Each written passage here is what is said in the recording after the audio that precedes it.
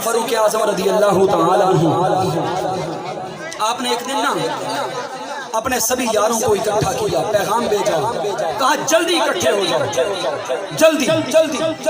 اب سیدنا فاروق اعظم رضی اللہ تعالیٰ عنہ کے جس طرح انسان کا گوڑا سنگی ہوتا ہے نا، جس کو کہتے ہیں لنگوٹیا یار، اب وہ پاس تھا، اس نے کہا عمر خیر تو ہے، نہ ہی جنگ پہ جانا ہے، نہ ہی کوئی ایسا ویسا معاملہ ہے، لوگوں کو اکٹھا کیوں کر رہے ہو؟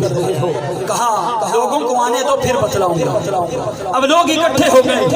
اب سیدنا فاروق اعظم سرکار کے وہ صحابی جو آدھی دنیا کے حکمراں ہیں، اب جو سرکار علیہ السلام کے یار فاروق اعظم کے یار تھے نا، ان کا نام تھا عبد الرحمن۔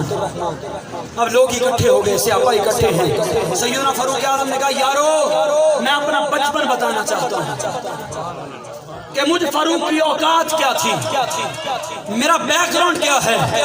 آج تو میں حکمران ہوں نا، آدھی دنیا پہ میری حکمرانیت ہے، لیکن آج میں تمہیں بتانا چاہتا ہوں میں اصل کیا تھا، مجھے شانیں کس کی وجہ سے ملی ہیں۔ کہا کہ جب ہمارے ہاں قحط سالی ہو جاتی تھی نا، میں اپنے ماموں کے ہاں چلا جاتا تھا۔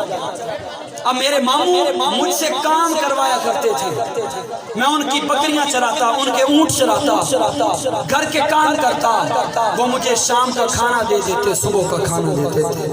یہ عمر کی اوقات ہے کہا، لیکن آج اگر عمر کو یہ شانیں ملی ہیں تو کملی والے مصطفیٰ کی، آج عمر کو جو عزتیں ملی ہیں وہ میلاد والے آقا کی وجہ سے ملی ہیں، اور ہو میلاد مصطفیٰ تو پھر سرکار کے یاروں کو ہم بھول جائیں، یہ سنیوں کا شیوا نہیں۔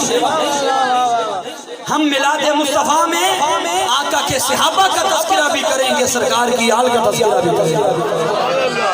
اب سیدنا فاروق اعظم رضی اللہ تعالیٰ عنہ جنہوں نے صحیح معنوں میں حکمرانیت کی ہے، آپ کہتی ہیں کہ میں عمر جو آدھی دنیا کا حکمراں ہوں، اگر میرے دور حکومت میں فرات کے کنارے ایک کتیا کا بچہ بھی بھوکا پیاسا سو جائے، عمر اس کا جواب دے ہوگا۔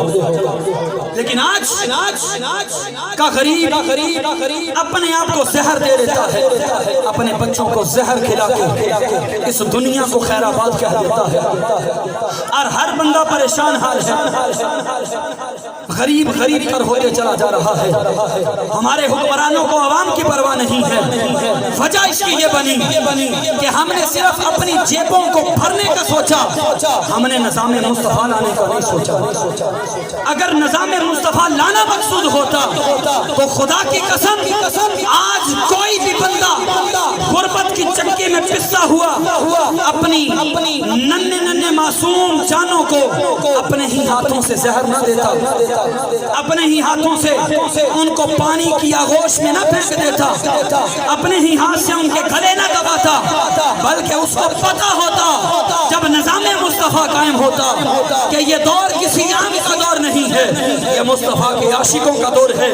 اگر ہم پر کوئی مصیبت آئے گی، اگر ہمارا کوئی پرسان حال نہیں ہوگا تو نبی کی بارگاہ میں ہم ان کی شکایت کریں۔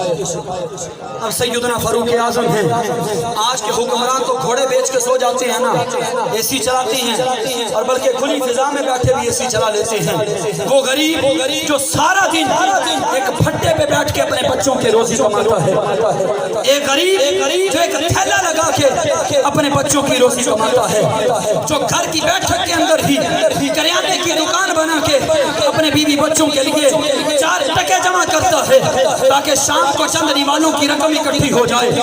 وہ بیچارہ گرمی میں جھلستا رہتا ہے، لیکن دل میں آس یہ ہوتی ہے میں بھوکا رہ لوں گا لیکن اپنی اولاد کو بھوکا نہیں سونے دوں گا۔ لیکن وہ حکمران جنہوں نے دین کو سمجھا ہی نہیں ہے، وہ ہم پر مسلط ہو گئے اور ہمارا انہوں نے نہیں سوچا۔ لیکن آج بھی اگر ان کی گاڑیاں ہمارے محلے میں آ جائیں، ہم ان کے آگے پیچھے بھاگتے ہیں۔ خدا کی قسم آج ہم دنیا داروں کے پیچھے بھاگنے کی بجائے ہم جب اذان رب کے گھر سے آئے نا، مسجد کی طرف دوڑ لگا لیں اور رب کی بارگاہ میں اپنی جبین کو جھکا دیں اور عرض کریں مولا ہم گناہگار ہیں، سیاہکار ہیں، خطاکار ہیں، جیسے بھی ہیں تیرے محبوب کے امتی ہیں، مولا ہمارے حال پہ رحم۔ آج ہم دکان اس لیے کھول کے بیٹھے رہتے ہیں کہ نماز بعد میں پڑھ لیں گے، گاہک چلا گیا تو پھر خدا کی قسم ہمارا توکل کمزور ہو گیا۔ اگر سارا دن گاہک کے انتظار میں رہے، نماز کا وقت آئے تو شٹر کو بند کر کے رب کی بارگاہ میں حاضری لگوائیں۔ خدا کی قسم جس رب نے رزق دینے کا وعدہ کیا ہے نا، وہ پتھر میں چھپے کیڑے کو بھی رزق دیتا ہے۔ ہم تو پھر اشرف المخلوقات ہیں۔